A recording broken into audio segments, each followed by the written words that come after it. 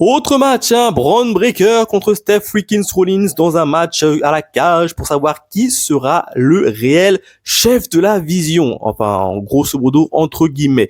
Alors moi, au niveau de ce match-là, je vous dis tout de suite, je l'ai adoré. Bien qu'il y a eu quelques phases d'incohérence, je l'ai quand même globalement adoré. Évidemment, dans un premier temps, c'est Steph Rollins qui prend l'ascendant et ensuite, c'est Braun Breaker qui va un peu répondre. Alors ce que j'ai plutôt bien aimé, c'est qu'au départ, les deux protagonistes, ils ont quand même ramené des chaises, des tables, des poubelles avant que la cage soit totalement fermée.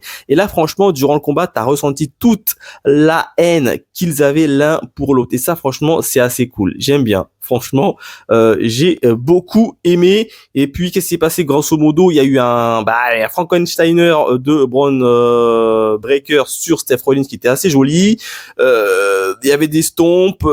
Ils envoient des gens directement dans les grilles de la cage. Donc, franchement, c'était assez intéressant. Et puis là, il y a un truc que j'ai pas compris avec Braun Breaker, c'est tout simplement le fait qu'il a voulu s'échapper de la cage, parce qu'il nous rabâche tout le temps que oui, je veux écraser Steph Rollins, et puis là, tout d'un coup, Braun Breaker il se retourne, il regarde en haut et il veut s'échapper de la cage. Ah, j'ai pas compris. Je n'ai absolument pas compris. Donc il était prêt à gagner le match et plutôt qu'à écraser son ennemi juré. Donc évidemment, moi j'étais un peu perplexe. J'ai dit tiens, c'est bizarre. Et lui qui rabâche tout le temps qu'il veut tuer Steph Rollins, là il peut le tuer. Et ben non, il cherche à s'échapper. On a l'impression que Braun Breaker avait peur de Steph Rollins.